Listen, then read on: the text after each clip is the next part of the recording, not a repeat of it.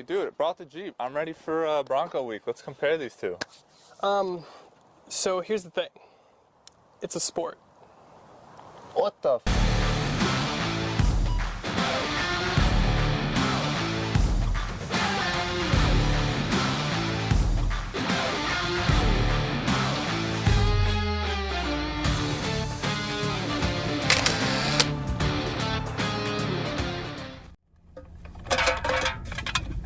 I just want to preface this by saying I'm wearing sunglasses because these are prescription, and I forgot my regular glasses. The sun is not out, so I don't know if he actually has a valid reason for wearing these. I'm just wearing them because it looks cool. And because I have these awful raccoon eyes. Are we going in here? Yeah. Okay. All right, so the Bronco Sport. So we just finished filming like the full review. So we talk about the on-road performance, off-road performance, interior, exterior, looks, all of the stuff.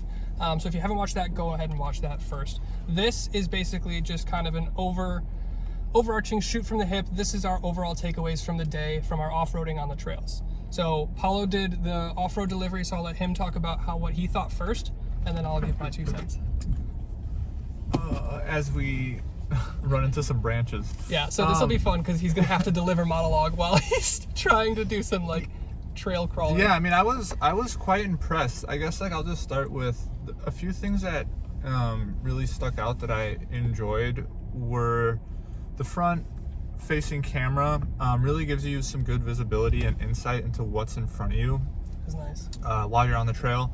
And then the turning angle and radius of this Bronco Sport is actually quite impressive as well. It's got us out of some really narrow trails when we did not feel like we wanted to go over a certain obstacle in front of us.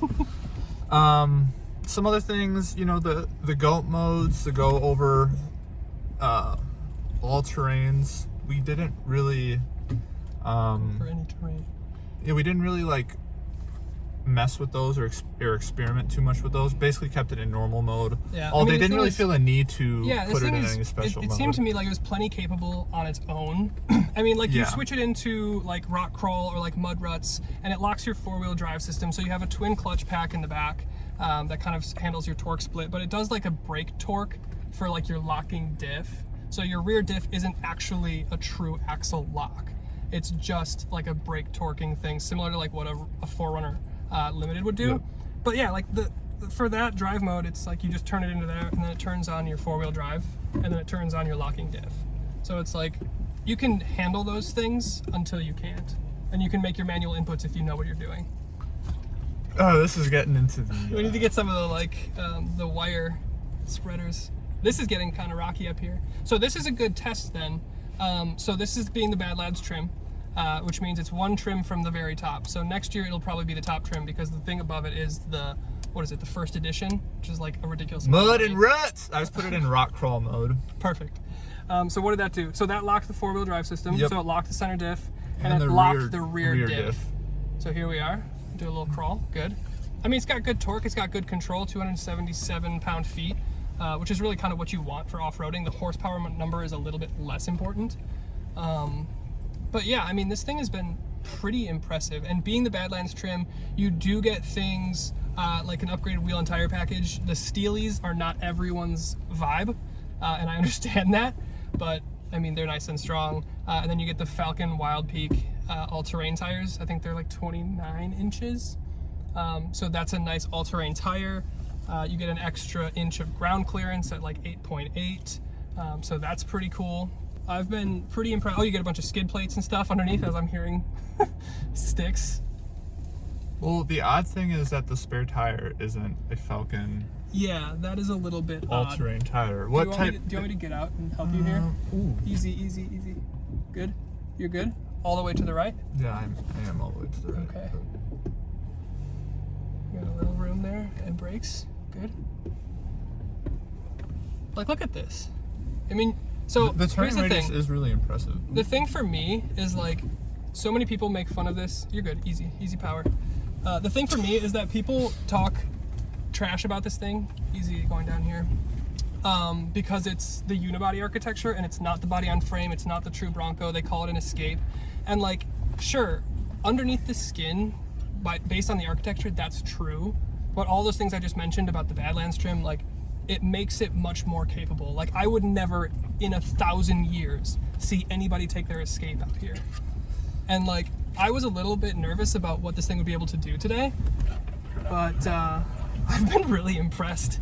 I mean, I did not think we'd be doing any rock crawling, and here we are. It's competitors though, like the Cherokee and, you know, the Compass. We did see another Cherokee out here today flying through these trails, but the thing for me personally, I really like the look of the actual body, but like the styling here. Yeah, the styling. Sure. But I just wish it was higher, and I wish it had some bigger tires. I think that would seal the deal, and that's essentially what the Bronco is. I just think it just looks funny with these, to me, small wheels and tires. It's just, and it's so low to the ground. It just like, it's like halfway there for me. Yeah, I can understand that. And I mean, in fairness, that's coming from you, and you own like a totally clapped out Wrangler that's like 35-inch tires, like Bilstein dampers and the whole thing. I think what Ford's meaning for this, so like you would buy the Bronco, like point blank, that's what you would buy. I think the thing that I'm seeing here is like all of the Ford commercials are this thing off-road, and you kind of like, I don't know, you kind of like half-assed believe that. And you know, even when we went out here, like we had this long trip out here, we talked about it all the way up here, about like how well is it going to do? Is it just going to be able to do like gravel roads? Is it going to be able to do like a little bit of hills and inclines? And like this trail that we were just on is pretty aggressive. So I think like ultimately I'm pretty impressed with what this thing's been able to do, as opposed to something like calling it an Escape, calling it, you know, similar to like a CRV or a CX-5 from a Mazda. Like this, the Cherokee and Compass Trailhawk and the RAV4 Adventure, I think are really the only unibody SUVs that really kind of have that more dedicated off-road focus. And you do kind of have that hesitation about it. But based on what we saw today, there's some truth to it. I think it did a good job, in fairness to it. Yeah, I guess I'd be curious to know in the comments if people would prefer this over the Bronco, and kind of like what would their reasoning be, just so I can, me personally, better understand sorry better understand why someone, you know, would choose this over the full-fledged Bronco that we'll soon be seeing on the roads. Yeah, so leave it down in the comments. My assumption and my guess. I mean, good MPG too, right? Like 22.4. I'm sure that's better than the Bronco. Right, and since it is unibody chassis, it does all of the normal car stuff really well. Like the turning is so much more communicative than you would get in the Bronco. You know, the ride is so much more sophisticated and composed. Like you get better fuel economy. It's a more car-like SUV. You know, and I think for it being that, it also accomplishes the off-road thing that it sets out to do pretty well. So I think, yeah, the person that's buying this is, like we've talked about a little bit today, they are a person that, you know, maybe wants to dip their toes in like camping and off-roading. I mean, 2020, the word of the year was overlanding. Yeah. Everyone's obsessed with this concept now. Everyone's about the adventure, because you can't go out to bars, you can't go out to restaurants, movies, and we're going to start seeing it now. But some people can choose to. Yes, we'll leave that alone. But like, there's been a huge surge in interest around that adventure lifestyle, and I think this fits in perfectly for those people just getting into it. Yeah. No, Would you agree?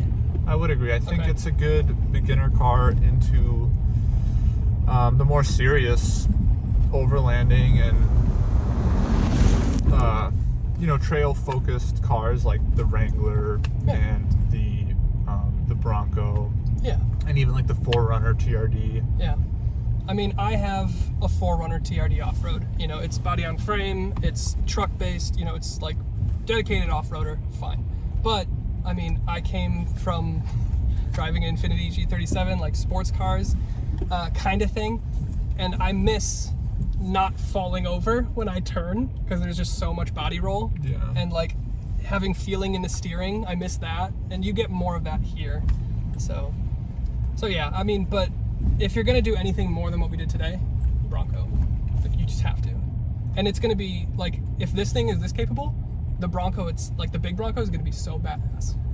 It's gonna be so cool. Yeah, I know. It's gonna be exciting. Well, and also the appeal there is the ability to take off like the roof and the doors, and those are things that you just can't do in the Bronco Sport. Yeah. Which I think would have actually, if it were capable of doing that, I think it would appeal to more individuals. Yeah. I like that there's another car out there, the Bronco, that gives you the ability to take off certain components of it. Yeah. And I've made a couple of videos about this, about like Toyota trademarked the Trail Hunter name. And I mean, like, it's a wish and a prayer and none of it's based on fact, but like maybe they'll bring back the old, you know, retro looking FJ, and then they'll have the doors and the roof come off, because that's what people want, you know?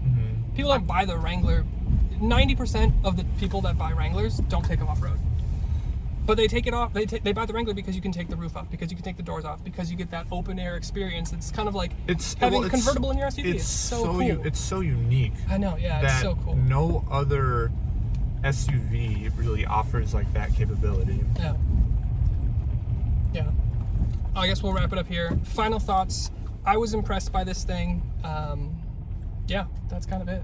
I'm impressed. It may not be perfect, but I think for what it is and for the money that you'll pay, I think you'll like it. Yeah, I think for what it is and what it was designed and intended to do, I think it's a great car. I personally would wait and get the Bronco for, you know, reasons that I would like to push this car a little bit harder than we pushed it today. Sure. But again, for what it is and the person who would buy this car and who it's, you know, marketed for and created for, I think it does the job, and it does the job really well.